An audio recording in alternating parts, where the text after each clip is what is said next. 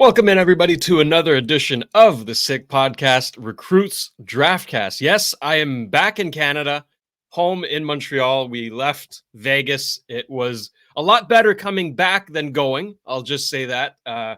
We'll save the story of that trip for another day because we got some stuff to cover here today. Grant, you and I were at development camp yesterday, and you made it to the scrimmage today. I unfortunately was not able to attend, so we'll be delving into the Habs development camp, who stood out and all that stuff.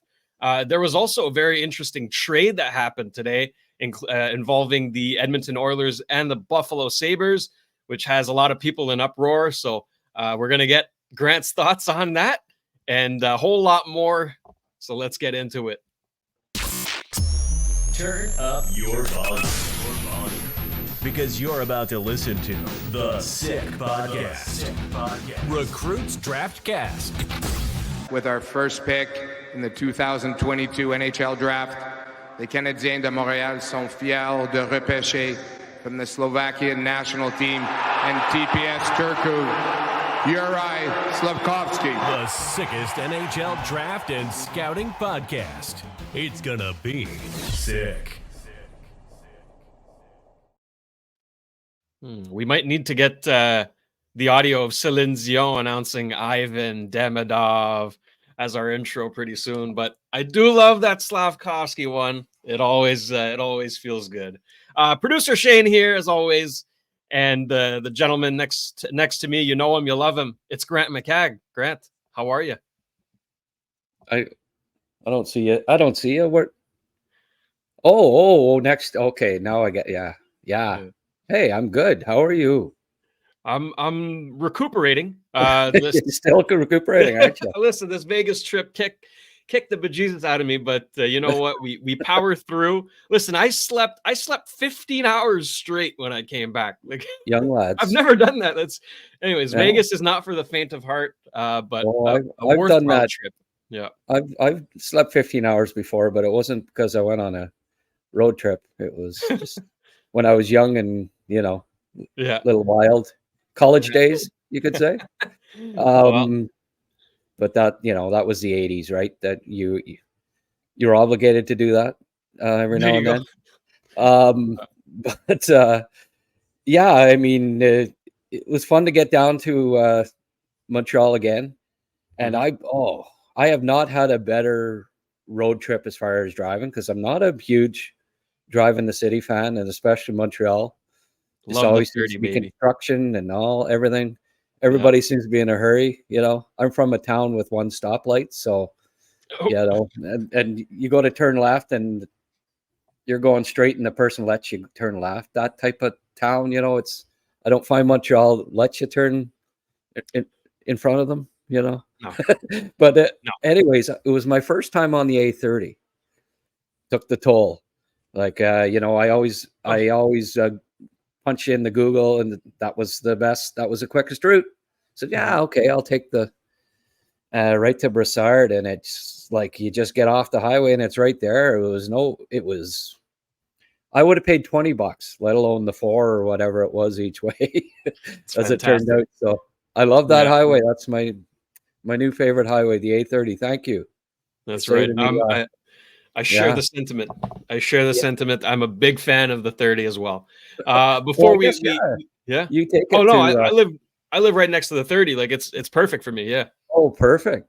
But just what did you want to? I just wanted to talk about the trip a bit. But what were you going to say? Well, I had to give a big thank you to our sponsors before we get started. Oh, okay. And we have a new sponsor, by the way. So we gotta do that. Yeah, we got to thank them. But we'll start with our good friends at Betway. Betway is a leading global online betting and gaming brand. Follow your gut instinct. Go with Betway. Go on betway.com or scan the QR code to join the action. Must be 18 plus and play responsibly. We thank Betway. We love Betway for sending us to Vegas. That was a memorable trip, all thanks to Betway. We also have to thank, obviously, Insta Customs. Insta Customs are proud supporters of Recruits and the Sick Podcast, Recruits Draftcast, the highest rated apparel print shop in Canada at 4.9 Google stars. specializing in direct-to-garment printing and embroidery, located just minutes away from the Bell Center on Rue Stanley in Montreal. Please visit the website at instacustoms.com if you want to look as good as we do. And our newest sponsor, we're presented by Cheapest T-shirts. Cheapest rock-bottom apparel wholesale prices in all of Canada. T-shirts at $247, hoodies at $13.95, and crew necks at $7.83, and much more. 36 different clothing brands and over 600 different products. No minimum order required to get the cheapest prices. Order today, ship today, get it tomorrow. Why are you paying more for nothing? Head over to cheapesttshirts.ca, and we thank them for sponsoring the show. So you made it down to Montreal, your annual trip there. Last year you came to the development camp as well, and we hung out there. But this year you made the trip, and we hung out with Tony yesterday. It was a fun day, actually. I really enjoyed that one. It's funny, we were in the stands, and sitting to my right was Vincent Lecavalier having his lunch, and sitting to his right was Kent Hughes. So it's pretty cool. Yeah. Oh yeah, Marty was there. The professor Bobrov. Marty Lapointe, like Marty and Marty, and Gordon, the whole works were there. We were sitting in the stands, and the first person that came up to me to say something was said, "You blocked me on Twitter, and I don't know why." That was the first, and those are always hard to deal with. Hey, what do you say? Oh, maybe because you said something I didn't like. You deserved it. Yeah, that's right. You were an a-hole, or. So I just kind of, played dumb or whatever. I didn't recognize that when he told me his user handle. So anyway, I think he just showed up at the rink to run into me to tell me that he was wondering why I blocked him for no reason. It was kind of funny. Personal. But anyway, we smoothed it over. I didn't remember his username, so I won't be able to unblock him. So if he's listening, sorry about that. Mon Petit or something. Anyway, it was funny. But then we get to the it was a smooth trip, right? Mm-hmm. Right until we went to do the podcast after, and then realized there was no signal in the place. Yeah, well, not a very good one anyway. The CN complex in Brossard has a very poor Wi-Fi. Let's just put it that way. It's terrible. So we wanted to record a show from there. We were unable. So Grant, you went over to Tony's house to record. Yeah. Now I think it turned out good. Well, except for the drive then, because I'm thinking, okay, I'm having the first time ever, a smooth trip driving wise. Right. But then I had to follow Tony to his place, and Tony does not signal. He's, I talked to Yellow later about that. It's one of those guys that's not real big on signaling. And when you're bringing somebody to your place, right? At least that time, I know it's not what he usually does, but a couple of times would have been nice, Tony. It was, I was cursing him a little bit. Anyways, it was a good, he turned left at a four-way, and he changed lanes right at the last second, and then I couldn't get over. And then he went, and I went in front of this guy, and I got the horn because I didn't want to lose Tony, and of course he hadn't signaled through the whole thing. It was funny. Anyways, I had a little chat with Tony when I got back, but I think that's his thing. That's his thing. Yeah. So it was that funny. So it ended up being, not completely without a bit of trials and tribulations with the driving, but we got there, and it was nice to meet Tony's beautiful wife, and Marco. He looks fit and ready to go there for Spanish. He's going to Gibraltar, I guess. But wow, he's in shape. Nice kid. I hope he makes it over there in his trial with in Spain. Mm-hmm. To make the first division, which I think is pretty impressive. Spain's off to the semifinals after the win today, right? That's it. Over Germany. But to get to hockey, Why don't we get to hockey here? Yeah, That- and I mean, you know. when we were at Brossard, we also met the winner of your contest for the Oh, mock yeah. draft, Etienne. We got a chance to interact with Etienne a little bit. We want to get him on the show at some point. He was Yes. going to come on the show in Brossard. We were going to have him Well, there, but again, yeah, complications. Yeah. he won the draft pool, and we got him there, and it ended up running later than I thought. So he sat there for a fair amount of time, waiting for us to get our interviews done down below, and then waited while we tried to get the broadcast going, and we couldn't get it. We couldn't get the Wi-Fi, so it was very nice of him to be patient with us, and got him his shirts, got him his $200, and I'll be in touch and see if maybe he can't come on the next podcast for a few minutes there. It seemed like he was game for it, so I'd love to have him on. He got 29. I mean, the eight right is impressive in the mock draft, but 29 out of 32 in the first round. That beat me and Bob McKenzie. So yeah, I don't know. Might need to hit him up for a scouting job there next year. That's it. There we go. So congratulations to Etienne. Keep an eye out. We might have him on the show very soon. All right. Development camp. This year's roster, I guess, wasn't as stacked as last year, right? Last year we had Ryan Backer, Hudson, Mayu, Beck, Fowler. Like there's a lot of names to keep an eye on. This year was a lot more invites than actual drafted players, but obviously all eyes were on number 88, Michael Hage. So let's get into your thoughts on him, because I know he blew me away, but I want to hear what you have to say first. Yeah, well, yesterday was just drills, Mm-hmm. but he looked impressive, obviously. And then today, you probably saw a couple of did you see the goal highlight there? Oh, I saw it many times. Yeah. Well, I mean, the first scrimmage, like they had 2 scrimmages, 2 periods or whatever. He was okay. Like, I mean, he stands out, What we saw yesterday was, I thought he was the best skater there.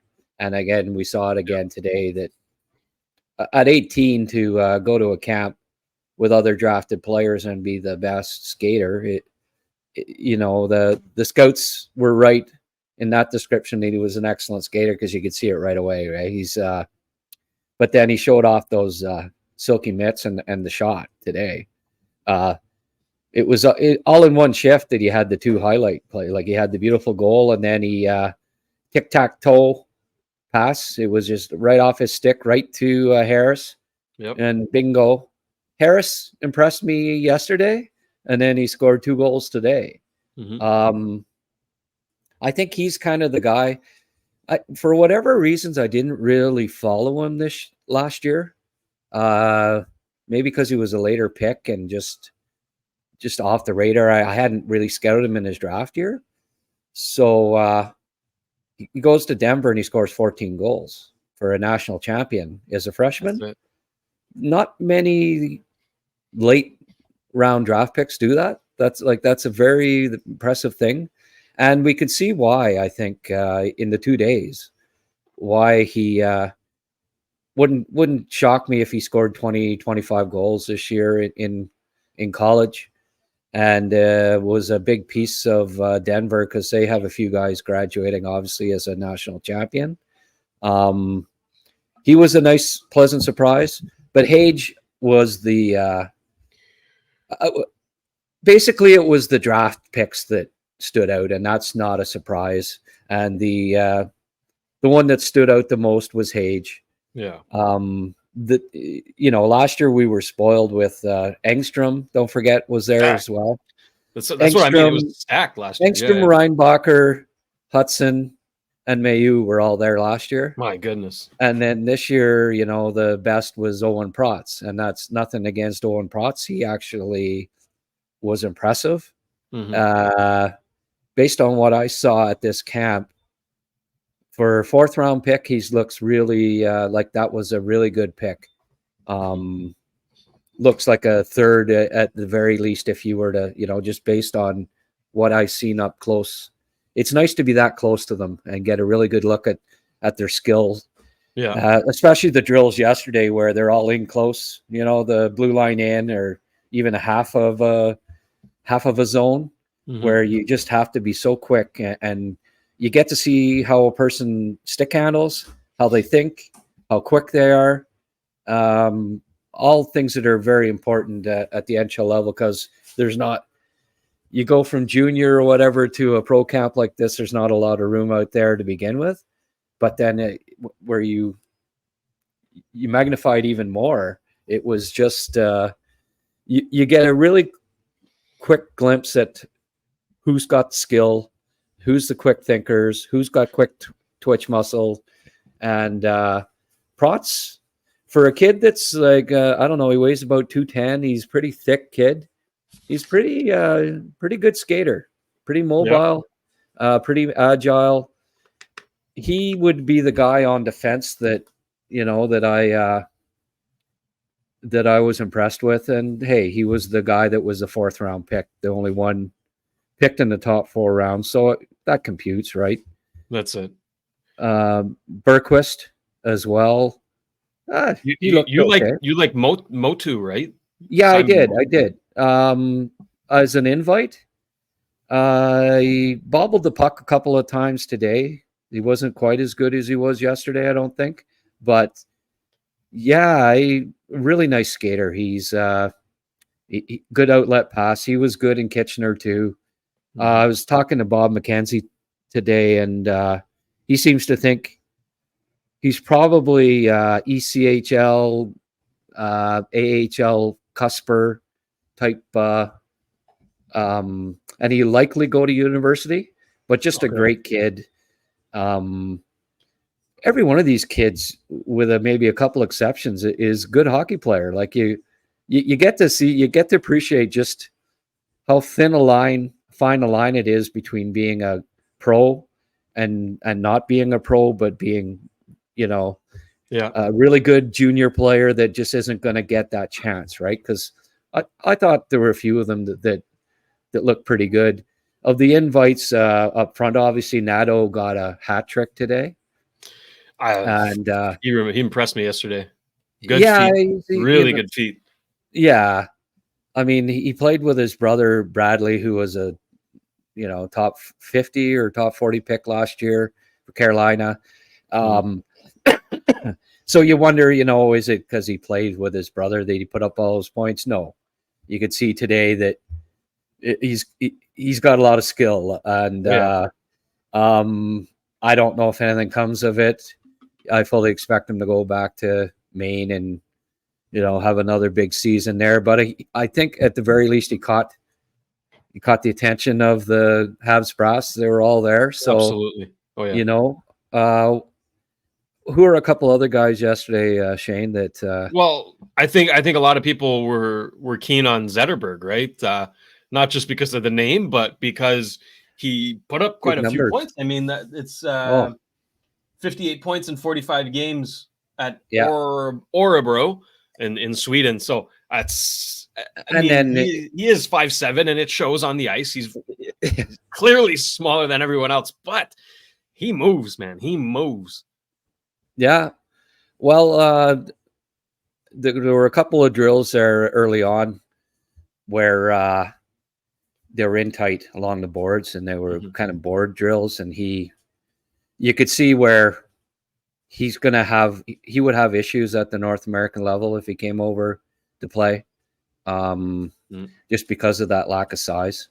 But he's 18 years old too, and there's a lot of kids. There were some big kids there and some older kids, and it's tough. But I think you got an inkling about why he wasn't drafted from those drills, even though you could see the skill. And again, today, he wasn't that great at the scrimmage today.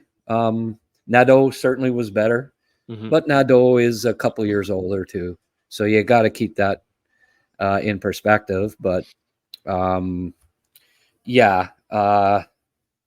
mean, nice to get him over because he deserved it. He was lights out, and like he led all Swedish forwards in scoring at U18 events this year. Yeah. So he was very impressive skill wise, but I don't think he's a. I would be surprised if we end up seeing him in North America. He's probably a kid that will become a good SHL player and a good player in Europe, but certainly has skill. That's it. The yin yang. The opposite of that, I guess, would be the big kids. Merrill. I didn't mind Merrill in a few drills yesterday. It looked like his skating was better than what I had seen on tape. Unfortunately, St. Sebastian's High School only had about 5 games on video last year, and most of them were in the first half of the year. So it's not really fair to just be able to look at a video of a kid in September or October when he may have improved quite a bit before the end of the season. And that's probably what happened, was that he did improve quite a bit. And so I didn't mind his skating yesterday in a couple of drills, but when it was 4-on-4 scrimmaging today, and skating, like, they're using the whole length of the ice. And I mean, there's a reason why he was a late pick. I don't know that he showed a lot today, but the Thorpe kid continues to impress me. He's huge. Yeah, but he doesn't skate that badly either. No, that's it. It's impressive. For his size, he's a pretty good skater. I liked him defensively today. He broke up like a number of rushes. Hage, whoever was coming down on him, he was good at causing turnovers. So he wasn't that easy to move around, and I was impressed by him. I thought he looks like he was a good pick in the 5th round. Both him and Protz, good value. Exactly. 4th, 5. I'd say they look like they probably should have gone at least a round higher, each of them. So just based on, and that's just seeing a development camp. So I'm not going to go to the bank on that, but just first impressions, seeing them live in that setting, they looked like they were good picks for the Canadians. I forget which one it was. It's either Martin Lapointe or Nick Bobrov, but one of them said that these later picks, they want to focus on, I don't want to say an outlier, but right there's an X factor with these players where, okay, they might not be the most talented, but at least they bring a certain element that's kind of special, right? So with Thorpe, he's 6'5", moves well, like you said. With Owen Protz, he's a big hitter, he's a heavy kid, plays hard. Like I like this kind of mentality. Do you agree with that? Yeah. I think Bobrov has stressed that he liked to see. They're looking to get bigger. There's been they haven't made any bones about that. And makes sense. Ideally, you've got a 4th line that's got 3 big kids on it, right? And a good example of that was Florian Jacki being picked last year too. He looked good this week as well. Well, he was good today. Yeah, his skating just keeps getting better. Like last year, you keep reading the knock about his skating, and I don't know, it looks pretty good. But then at camp today, especially in that scrimmage, if you went there and you'd never seen him before, and you would not say, "Oh, that kid really needs to work on his skating." It's he scored a really nice goal using his speed today. Yeah, I saw that. Yeah. He just keeps improving. I think he can play in the AHL this year. Like, he might go back to junior, but like him and Protz, I guess, right, would be back at Brantford if he did. But Protz will go back. He'll be a 25. I think he played 23 or so minutes when he got traded from Sudbury to Brantford. Based on what I saw, he'll be 25 to 28, I bet, this year, and be the man on Brantford's blue line. Really impressive. I think the Canadians, I mean, I like that they took Thorpe and Protz, who really improved in the second half. And I think that improvement is only continuing because they look better even now than they did towards the end of the year. So those two guys might end up being sleeper NHL picks in the mid rounds, which, hey, you can't ask for any more. So exactly. So far, my first impressions on the Canadiens drafts, the first 3 drafts of the new regime is very positive. Yeah. Grant, we haven't yet talked about the reigning Memorial Cup MVP, Owen Beck. Maybe didn't stand out as much as we'd hoped for, but how did you like his development? Yeah, he was a little quiet. You as a as a kid that was so good in the Memorial Cup and that top 33 pick, little older than the draft picks from this year, might have probably expected him to stand out, and I don't know that he always did, but sometimes that's he can be a little cerebral too, right? He's not always going to be the guy that's making the fancy plays and driving the offense, but he got injured in the first scrimmage today and didn't play in the second, so obviously cut him a bit of slack for that. And also the fact that he had a long season, right? It hasn't been that long since the Memorial Cup. Long playoff ride, and he's probably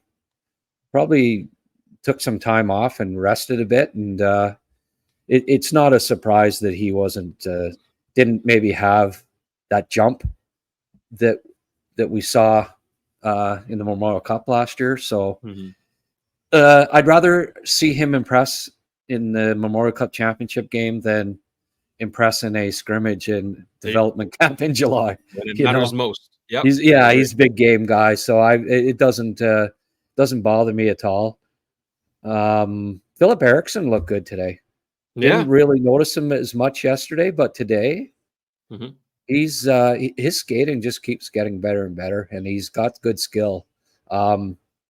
It was the draft pick, the drafted guys all look good from the last 2 drafts that were there. Which is what you want to see, right? Yeah, for sure. That's a good thing. If a bunch of unsigned invites look better than the guys you drafted, that's not a good thing, really. No.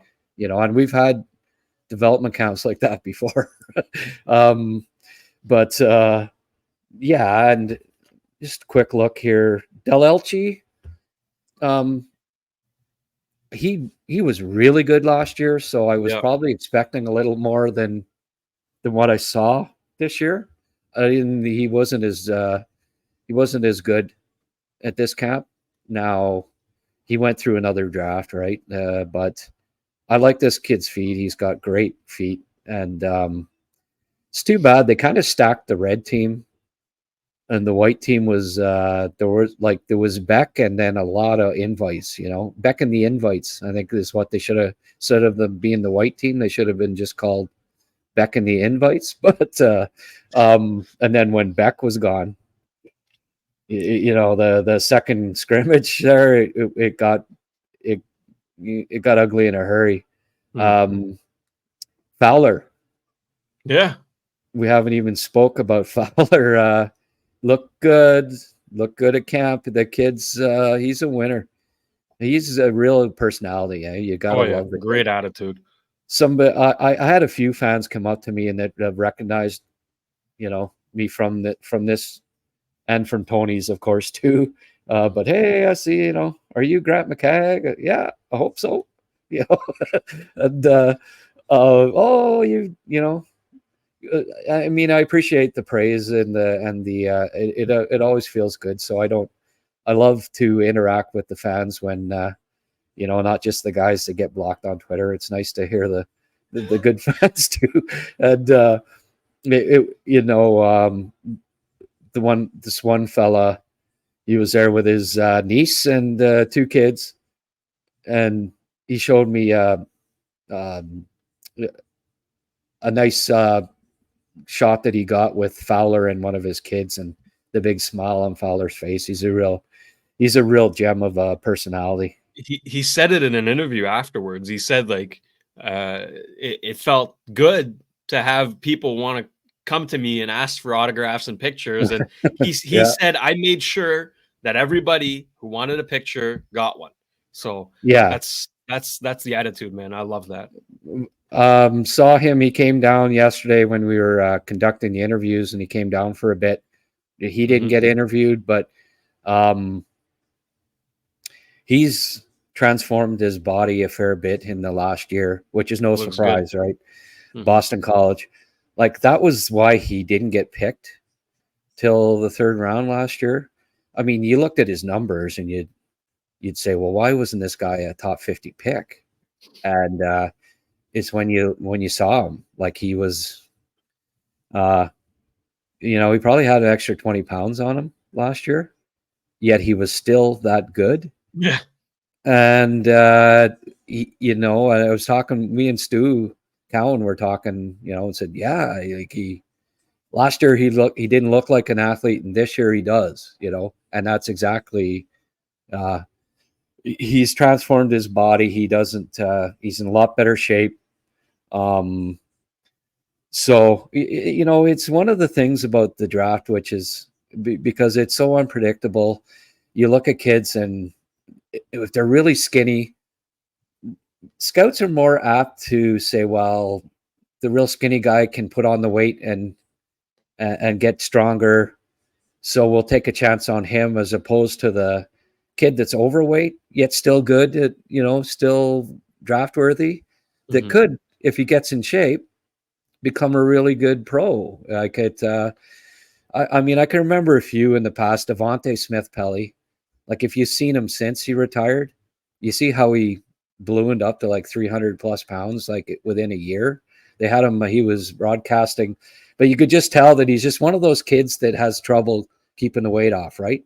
But, and I mean, in his draft year, I remember a scout saying he's soft as a grape, right? And we're not picking him anywhere in the top 3-4 rounds. Well, so he went later than he should have because he wasn't in the best shape, but he managed a few years there where he kept the weight off and was quite effective, like helped Washington win a cup, right? Stanley Cup champion. Yep. He was good with the Canadians. Like, he had some good years, like a couple good years. And so, there are these stories. Joshua Waugh in his draft year, 20 pounds overweight. When he got traded midway season, by the combine, he had lost 10 pounds, was in better shape, but still had a ways to go. So he dropped to the 4th or 5th round, Montreal, thank you. Thank you very much. But he's gotten in shape since. And you see the results, right? So I think it's a guessing game, you can guess, you can draft them and hope that they train right, whether it's to put on the weight or to take the weight off, to get leaner, whatever the case may be. But Fowler, good program, nutritionist obviously has been very vital in the key in getting his diet changed, and you see the results on his body, but he, you can tell that he's got, he's pretty athletic. His athleticism is underrated, but we know he's smart as can be, intelligent, tracks the puck, and he competes. Oh yeah. So if you got those three things going for you, you've got a bright NHL future as a goalie, and Fowler is going to be a good one. There you go. Before we move on, Grant, there's another guy that got drafted this year, right? We haven't talked about him yet. Logan Sawyer, 3rd-round pick for the Habs. Yep. You mentioned yesterday, you told me, like, look at those hands, right? Look at those hands. Yeah. He's smooth. This guy's smooth. He's really good. So what'd you think of him? Yeah. Yeah, like I say, it's all the drafted guys that impressed, and that's good. That's what you want. It really is. it's a kudos to the scouting staff, right? Like, well, good job, guys. You can see that he is 170 pounds. Like what he's listed at is what he is. He's got to get stronger. The skating's got to come, but it's not horrible. A lot of it's going to be getting stronger, and when he does that, he'll get quicker, presumably. Going again, another kid going to a good college program. The kids that need to get stronger seem to be going to college, like Hage, and this kid. So he's going to be joining Stiga and Connolly, I believe it is, in Providence. I hope they get put together on a line. I mean, that would be what an exciting freshman line that would be. He's got a good shot. He scored. You can see that he's a goal scorer. Makes some nice plays, but it's the hands. He's got really nice hands, and the skill is there if he can improve his skating enough to to knock on the NHL door someday, right? I mean, it's too bad Demidov and Koivu couldn't be there, right? Next year. Yeah, exactly. Oh, I hope Demidov. Imagine how packed that place will be next year, right? There's quite a few fans in the arena, like yesterday and again today. Imagine next year when Demidov shows up. Oh my God! Yeah. You better find parking an hour ahead, because if he does, he probably will. I would imagine, but sometimes the high, like Slav never went to a development camp, right? I don't know. Maybe he will, maybe he won't, but hopefully he does. Mm-hmm. Certainly, from a PR standpoint, it'd be really smart if they did that. So let's hope.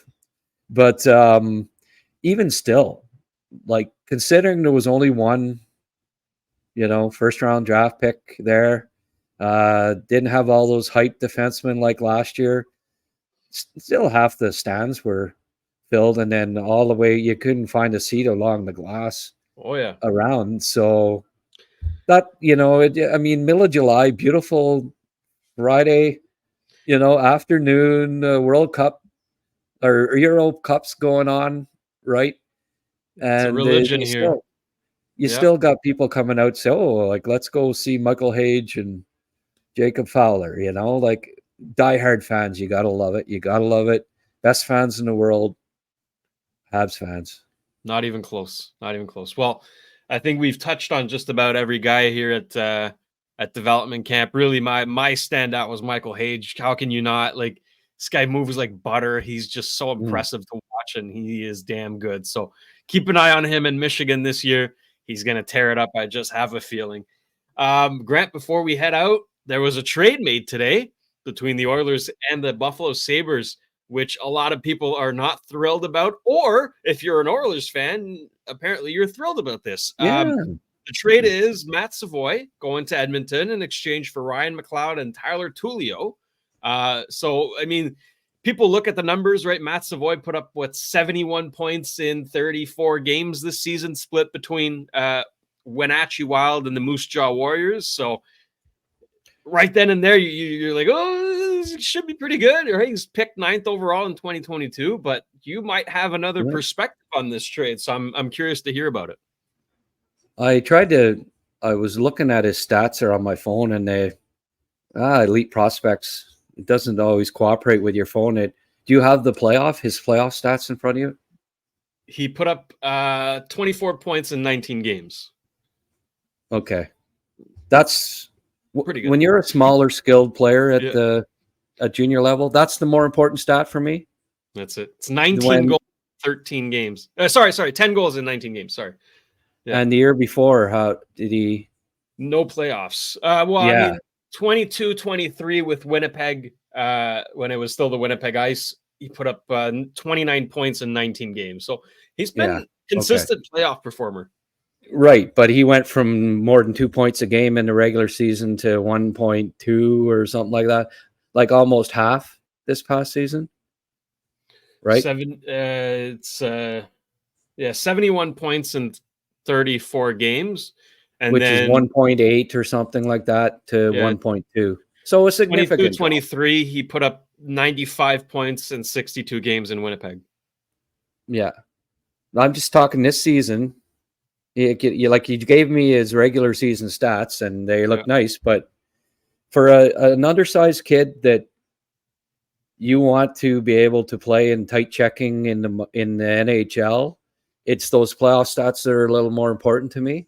And 24 points in 19 games isn't bad, but he was on a really a powerhouse offensive team, and nice. that's a little closer to, you know, I judge that a little more. I mean, obviously Buffalo's, you know, they didn't just trade him like and not pay any attention to him the last 2 years and say, oh, well, we're just going to trade him. They kept a close eye on him, and they're comfortable with dealing him for a reason. One of the reasons is that he's not very big, and they drafted a lot of, you know, Benson, Osland, the kid from 3 years ago, the Swedish kid who's not, he's 5'11" too, that was a first round pick. You know, on and on. They've picked a lot of smaller, like under the average NHL size. Even Kulich and Peterka are under average NHL size. So they're not Rosen. That's the kid, Isaac Rosen. Yeah, Hellenius this year. Yeah. So that, you know, you can't have too many undersized forwards. There's got to be a balance there. So that's part of it, why they got rid of him. But also, and I mean, I honestly thought that he shouldn't have been a top 10 pick in his draft year. None of the NHL scouts that I deal with thought he had him top 15, and he went 9 to them.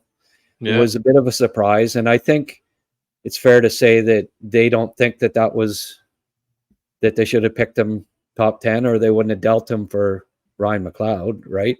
Who's a decent player, but I you know, my tweet today was just, let's hold off and see here.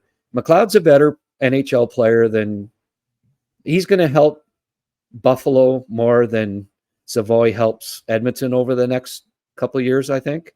Like, I don't know that Savoie makes the Oilers. Probably not next year. It's going to take him a year, I would think. And then when he does, is he going to be a center? I don't think so.